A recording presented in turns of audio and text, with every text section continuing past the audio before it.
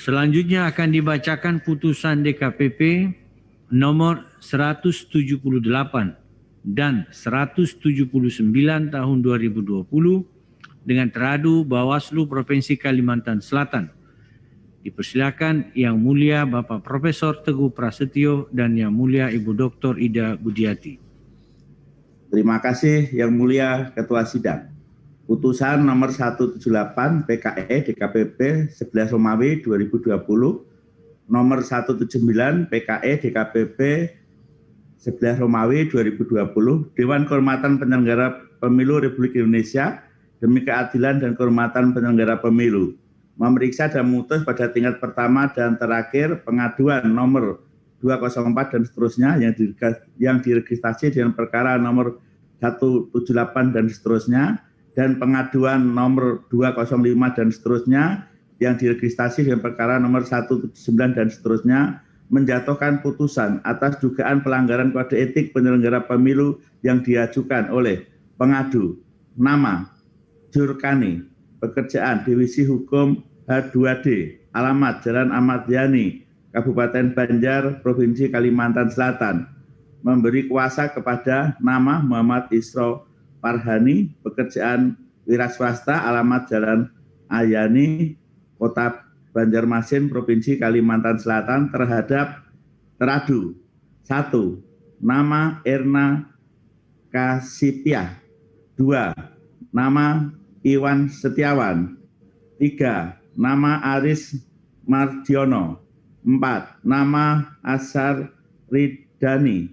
5. Nama Nurkolis Majid, masing-masing sebagai Ketua dan anggota Bawaslu Provinsi Kalimantan Selatan, beralamat Jalan R.E. Martadinata nomor 3, Banjarmasin Tengah, Kota Banjarmasin. Selanjutnya teradu 1 sampai 5 disebut sebagai para teradu. Membaca pengaduan pengadu, mendengar keterangan pengadu, mendengar jawaban para teradu, memeriksa dan mendengar keterangan saksi, dan memeriksa dan mempelajari dengan seksama segala bukti yang diajukan pengadu dan para teradu. Duduk perkara kewenangan DKPP dan Dewan Hukum dianggap telah dibacakan.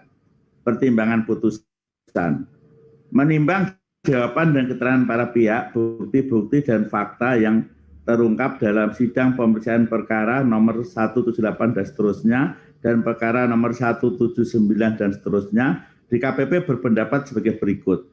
Berkenaan dalil pengadu pada angka 411 terungkap fakta bahwa pada tanggal 28 Oktober 2020 para teradu menerima laporan atas dugaan pelanggaran pemilihan dengan terlapor Haji Sabirin Nur yang berstatus sebagai calon gubernur petahana dalam pemilihan gubernur dan wakil gubernur Provinsi Kalimantan Selatan tahun 2020.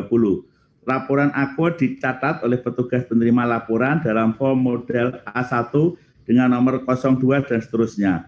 Dalam laporan aku, terlapor diduga melanggar ketentuan pasal 71 ayat 3 Undang-Undang nomor 1 tahun 2015 sebagaimana diubah terakhir dengan Undang-Undang nomor 6 tahun 2020 selanjutnya disebut sebagai Undang-Undang Pemilihan. Selain itu, terlapor juga diduga menggunakan kewenangan program dan kegiatan yang menguntungkan kedudukan sebagai petahana dalam tindakannya, menggunakan program jaminan pengaman sosial JPS, bantuan internet gratis kepada 24.000 siswa SMK di Provinsi Kalimantan Selatan, dan bantuan sosial beras bersama Kemensos dan Bulog, bahwa dalam setiap perbuatan tersebut tercantum tagline Paman Birin Bergerak yang merupakan tagline kampanye terlapor. Pada tanggal 29 Oktober 2020, teradu 4 menindaklanjuti laporan dengan menyusun kajian awal dan menyimpulkan laporan telah memenuhi syarat formil dan material terhadap pidana pemilihan sebagaimana ketentuan pasal 188 untuk pasal 71 ayat 3 Undang-Undang Pemilihan dan dugaan pelanggaran sebagaimana ketentuan pasal 71 ayat 3 Yunto ayat 5 Undang-Undang Pemilihan. Para teradu kemudian melakukan rapat pleno untuk memutuskan hasil kajian awal dan hasilnya dituangkan dalam BA nomor 008 dan seterusnya. Pada hari yang sama, para teradu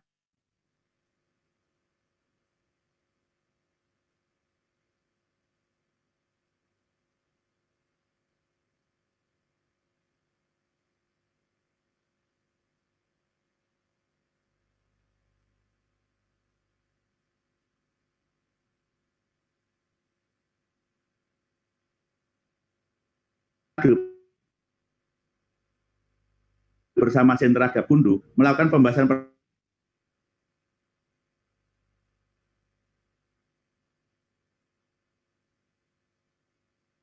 20 pukul 17 WITA, para teradu bersama Sentra Gapundu melakukan pembahasan kedua yang menyimpulkan laporan AKO tidak memenuhi unsur tindak pidana pemilihan pasal 188 Junto 71 ayat 3 Undang-Undang Pemilihan.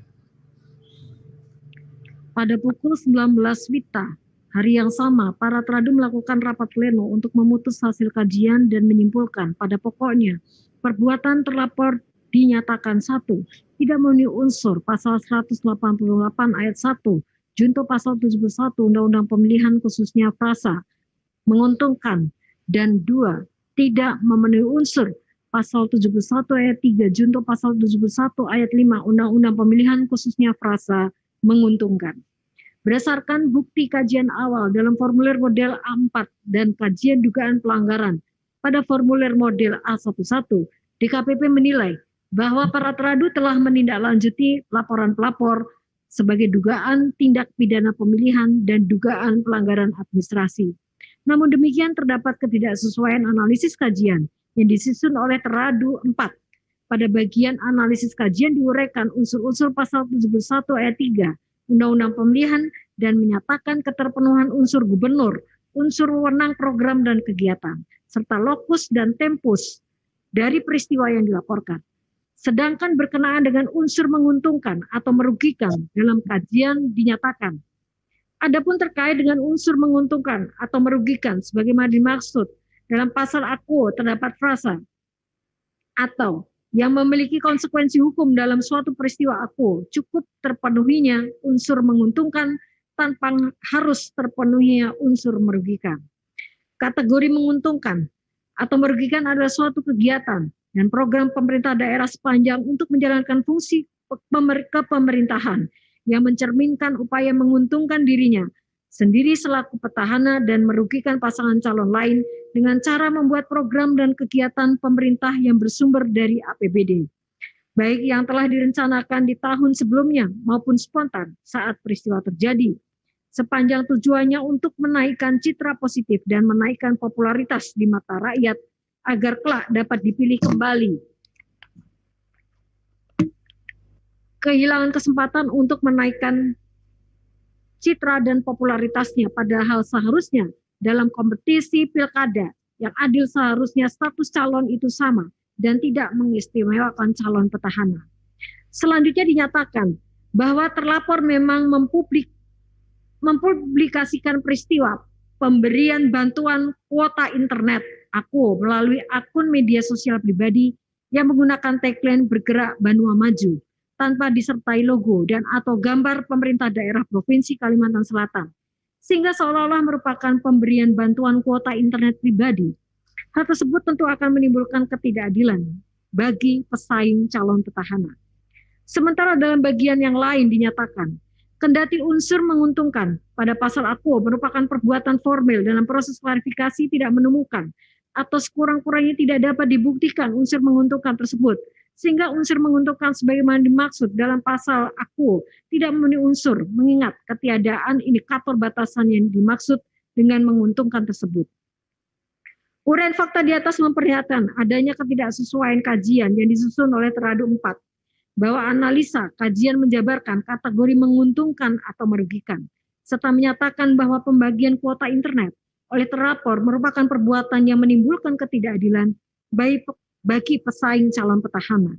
Namun pada sisi lain, kajian justru menyatakan unsur menguntungkan atau merugikan dalam laporan AKO tidak terpenuhi karena ketiadaan indikator batasan menguntungkan.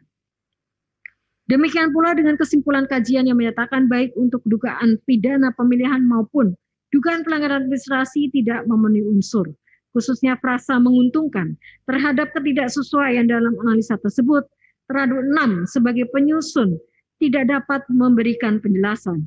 Teradu 1, teradu 2, teradu 3, dan teradu 5 masing-masing menyatakan pada saat pleno tanggal 3 November tahun 2020 pukul 19 WITA belum menerima dokumen hasil kajian teradu 4, bahwa pembahasan rapat pleno diawali dengan pemaparan dari teradu 6.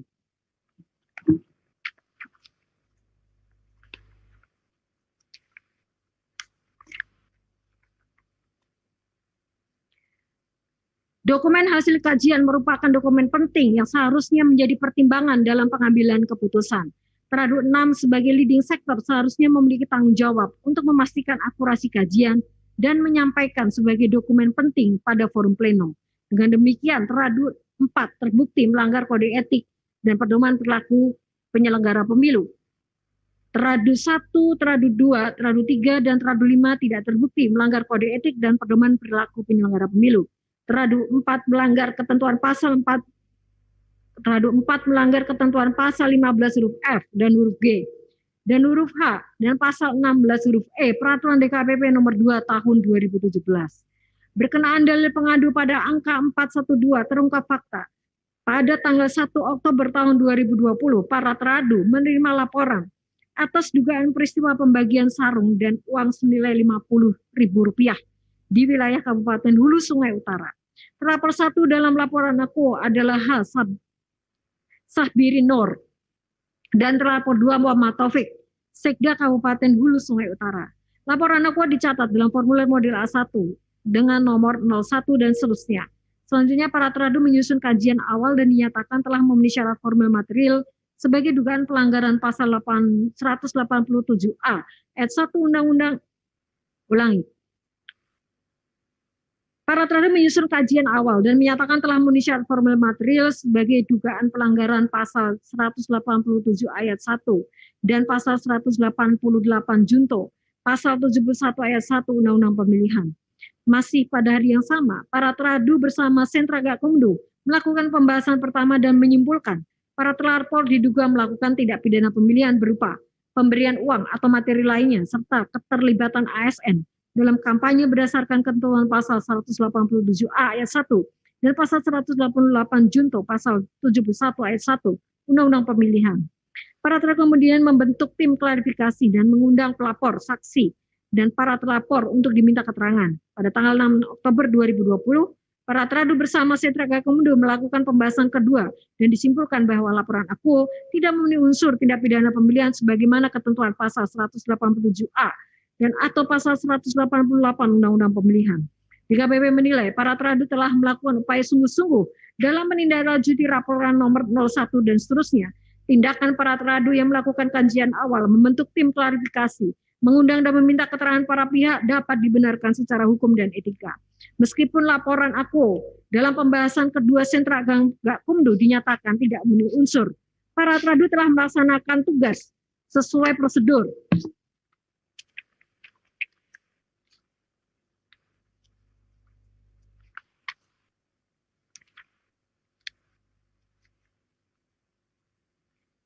Dan komitmen tinggi sehingga hasilnya dapat dipertanggungjawabkan. Para teradu melalui surat nomor 242 dan seterusnya tertanggal 14 November tahun 2020 menyampaikan penerusan dugaan pelanggaran Sekretaris Daerah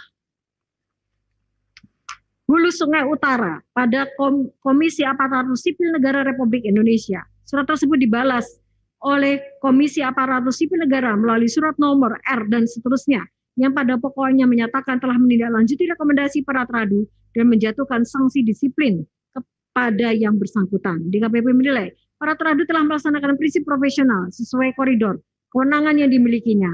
Dengan demikian dalil aduan pengadu tidak terbukti dan jawaban para teradu meyakinkan DKPP. Menimbang terhadap dalil pengadu selebihnya DKPP tidak relevan untuk mempertimbangkan. Kesimpulan, berdasarkan pilihan atas fakta dalam persidangan sebagaimana diuraikan di atas, telah memeriksa keterangan pengadu, memeriksa mendengar jawaban para teradu, memeriksa mendengar keterangan saksi, memeriksa bukti dokumen yang disampaikan pengadu dan para teradu, DKPP menyimpulkan 1. DKPP berwenang mengadili pengaduan pengadu. 2. Pengadu memiliki kedudukan hukum untuk mengajukan pengaduan aku. 3. Teradu 1, teradu 2, teradu 3, teradu 4, teradu 1, teradu 2, teradu 3, dan teradu 5 tidak terbukti melakukan pelanggaran kode etik dan pedoman perilaku penyelenggara pemilu. Teradu 4 terbukti melakukan pelanggaran kode etik dan pedoman perilaku penyelenggara pemilu. Berdasarkan pertimbangan dan kesimpulan tersebut di atas. Memutuskan. 1. Mengabulkan pengaduan pengadu untuk sebagian. 2. Merehabilitasi nama baik teradu 1 Erna Kaspia selaku Ketua Merangkap Anggota Bawaslu Provinsi Kalimantan Selatan. Teradu 2 Iwan Setiawan. Teradu 3 Aris Mardiono. Teradu 5 Nurholis Majid. Masing-masing selaku anggota Bawaslu Provinsi Kalimantan Selatan terhitung sejak dibacakannya putusan ini. 3. Menjatuhkan sanksi peringatan keras kepada teradu 4 Ashar Ridani selaku anggota Bawaslu Provinsi Kalimantan Selatan terhitung sejak putusan dibacakan. 4. Memerintahkan Badan Pengawas Pemilihan Umum untuk melaksanakan putusan ini paling lama 7 hari sejak putusan dibacakan. 5. Memerintahkan Badan Pengawas Pemilihan Umum untuk mengawasi pelaksanaan putusan ini.